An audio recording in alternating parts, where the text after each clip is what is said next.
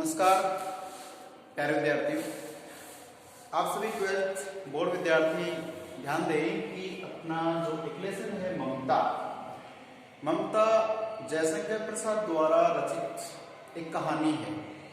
ठीक है, देखिए हमें प्रत्येक विधा होते हैं, मतलब कोई भी रचना लेखन विधा का हमें तरीका याद होना चाहिए। वो निबद्ध है, एकांकी है या फिर उपन्यास है, नाटक है, जो भी है। इससे क्या होता है कि आज तो खैर तुम्हें इतना इफेक्ट या प्रभाव नहीं पड़ेगा, लेकिन एक आने वाले टाइम में आपको याद होना चाहिए। प्रश्न आ भी सकता है, अब जब व्याख्या करेंगे, सब प्रश्न व्याख्या आती है, गद्य हो पद्य हो सभी की आती है।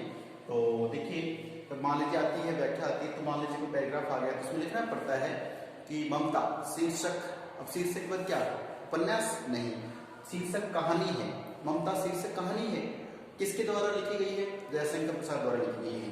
और दूसरी बात यह है कि वे बच्चे जो चाहते हैं कि बोर्ड में से मार्क्स आए, तो देखिए हम किसी व्यक्ति की प्रशंसा करने से पहले उस व्यक्ति के बारे में जानना तो चाहते हैं कि वो व्यक्ति है कैसा। हम झूठी तारीफ तो नहीं कर रहे ना। तो जयशंकर प्रसाद जो है ना, इनका आप लेखक परिचय या कवि परिचय पढ़ लें, उसके बाद आपको लगेगा कि हाँ, ये किस प्रकार की रचनाएं रचते हैं। और आपके पास बुक्स हैं, बुक में देखिए है ना, जहाँ पे कवि परिचय लेखक परिचय दे रखा है, उसके बाद में इस चैप्टर के बारे में, जो ममता चैप्टर है, इसके बारे में अवश्य एक डिस्क्रिप्शन होता है, 2 लाइनें होती हैं। आराम से समझ सकते हैं कि इस पाठ में क्या कहा जाने वाला है। तो मैं आपको बता भी चुका हूँ, एक बार रिवाइज करा दूं कि ममता जो शीर्षक कहानी है, इसमें एक कर्तव्यपरायण महिला का चित्र सामने आता है कि कोई भी महिला होती है वो अपने कर्तव्य को किस प्रकार निभाती है। और मैंने एक जिक्र भी किया था कि जो पुरुष और महिला जो भगवान ने तो बनाए हैं, ये अब देखिए पुरुष काफी सहनशील होता है। आफ्टर दैट कोई बड़ा सा नुकसान, कोई जैसे घटना घट जाती है तो बहुत जल्दी बिफर जाता है, मतलब संतुलन खो देता है। मुझे लगता है कि महिलाएं जो होती हैं वो हो सके किसी डिसीजन तक पहुंचने में वक्त ले लें, लेकिन महिलाएं, मुझे ये मेरा एक्सपीरियंस है कि महिलाएं जो होती हैं, लड़कियां जो होती हैं, वो किसी दुख चिंता पीड़ा को हल्के में लेती हैं, लेकिन ज्यादा सीरियसली नहीं होती वो, और मतलब उस बात को लेकर इतनी ज्यादा डरती नहीं है।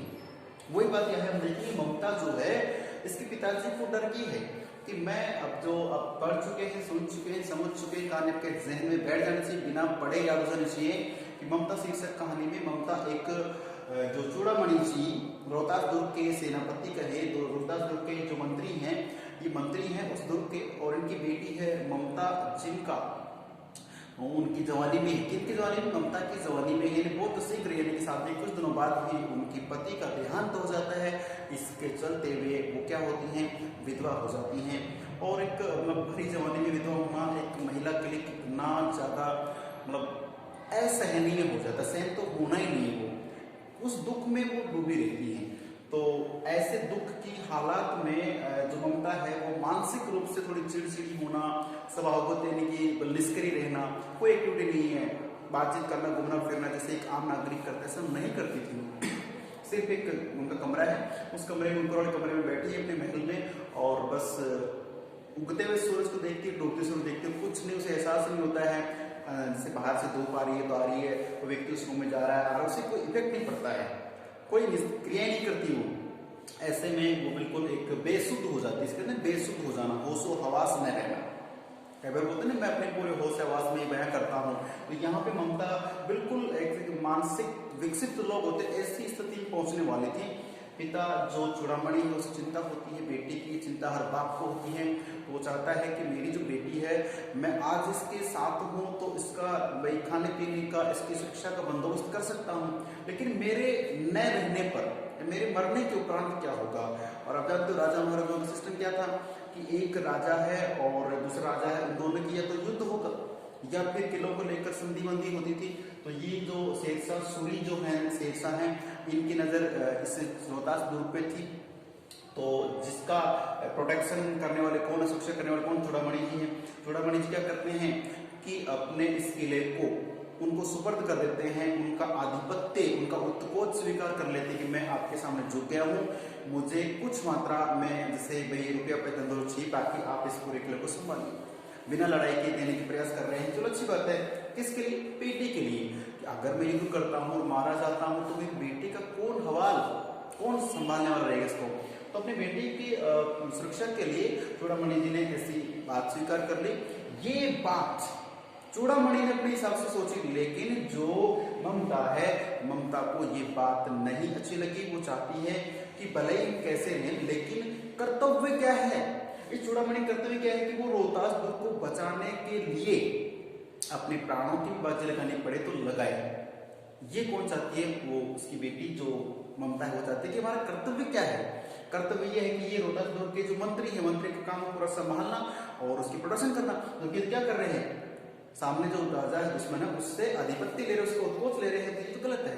ममता को पिताजी समझाती कि आप उत्कोच ना लें, हम ब्राह्मण जाति के हैं, हम मांग के पेट भर सकते हैं, अगर ये हम हार भी गए, हम यहाँ से निकल भी गए तो क्या है, लेकिन आप ये उनसे धन संपदा लेकर के अपने किलों से सौंप रहे, ये एक मंत्री के लिए गलत है, मुझे शोभा नहीं देता है।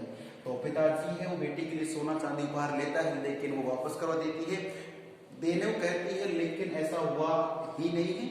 और यहाँ पे हम जो बात वीडियो करने की बात कर जा रहे हैं आज इस वीडियो में, देखिए कि दुर्ग पर शेरशाह का अधिकार, ये पॉइंट रहेगा हमारा, ठीक है। तो एक दिन तो उसने वो उपहार का स्वीकार कर लिया, उसके बाद में क्या हुआ है कि उस दुर्ग पे क्या है शेरशाह ने अधिकार किया। कैसे? तो देखिए अगले दिन क्या हुआ, अगले दिन डोलियां समझते ना, जैसे जो डोली होती है, ठीक है। तो आप देख रहे हैं कि जैसे मान लीजिए इस तरह से बनी रहती है, ठीक है। जो डोली बनी हुई है इसके अंदर कौन बैठी हुई है? एक दुल्हन बैठती थी, लेकिन अब दुल्हन का तो मैटर मतलब यहाँ पे तो है नहीं। उन डोलियों में कौन आ रहे हैं? और डोली के अंदर पर्दे होते हैं, दिखता नहीं है, ये आगे से भी कोई व्यक्ति पकड़ चलते थे, पीछे से इस तरह से मैटर होता था। चल इसमें बैठ के पहले, आजकल तो लग्जरी गाड़ी में दुल्हन जाती है, तो आप समझते हैं लग्जरी गाड़ी के शौक को, आराम को। तो ये पहले का जमाना था, तो डोली में ले जाया जाता था। अब सोचो कि अगर 2-4 किलोमीटर दूर जाना हो तो फिर ले जाने वाले की तो जो स्थिति है इस थोड़ी। तो अगले दिन क्या होता है कि शेरशाह के जो सैनिक हैं, जो भी उनकी सेना है, वो डोलियों में, जैसे 1 डोली 2 डोली 3 तरह से, यहाँ पे एक शब्द मैंने कहा है कि अगले दिन डोलियों का तांता लग गया है। ऐसे बताया था इसमें तांता लगना, तांता बिंदी पे तांता।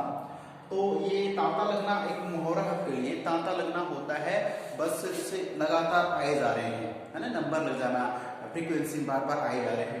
तो डोलियों का लग गया, तांता लग गया। चूड़ामणि ने डोली का आवरण खुलवाना, एक डोली को रोके भी इसका आवरण हटाओ, यानी कि जो पर्दे इस पे लगे हुए ना, ये काठ की बनी होती है, बैठने की सीट इस पे होती है, तो इसके अंदर जो भी बैठे होंगे तो पर्दा तो हटाओ, मैं देखना चाहता हूँ इसमें कौन है कौन है नहीं है। तो जैसे कहा कि मुझे आवरण खुलवाना चाहा, तो उन सेनापतियों ने, उन पठानों ने क्या कर दिया, वो सब पठान थे, पठानों ने कह दिया कि ये हमारी शान के खिलाफ है, क्योंकि इसके अंदर तो महिला, डोली कौन होती है? महिलाएं होती है। अब यू नो जैसे अपने जो होती हैं मुस्लिम संप्रदाय की महिलाएं होती हैं, क्या पहनती है? बुर्का पहनती हैं। तो बुर्का ये कंधर में कि महिलाएं पहनती हैं, ठीक है ना।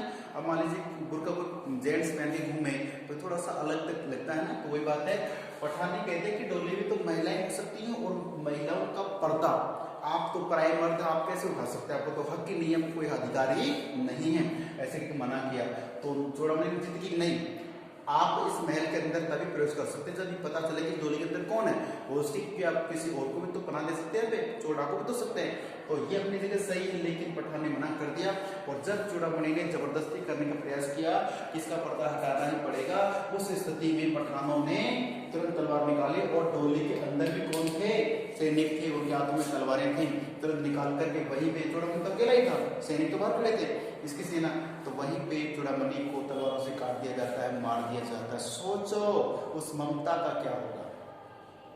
ममता को जब पता चला तो चारों तरफ पूरे महल में पठानों के, शेरशाह के ही सैनिक घूम रहे हैं और चुन चुन के को मार रहे हैं, ना मारकाट कर रहे हैं। तो ऐसी स्थिति में ममता क्या करते, अपनी जान बचाती हुई उस महल से निकल पड़ती है, और धीरे धीरे दबे पांव निकलना ना, चुपचाप निकल के, और उस जो महल था, रोहतास दुर्ग था, उससे निकल करके क्या करती है वो बाहर कुछ खंडर थे, कुछ खंडर का मतलब टूटे फूटे जो महल के लिए बने हुए थे उनमें जाके छिप जाती है। और छिपने के बाद होता क्या है, वो वहां ममता अपना छुपी रहती 2 दिन तक। उसके बाद में वो जो गांव था, वो क्षेत्र था, वहाँ के लोगों के सहयोग से, जबकि वो जो रोहतास दुर्ग है उस पर किसका हो गया, किसका अधिकार हो गया, उस पर तो शेरशाह ने, पठानों ने अपना कब्जा कर लिया है।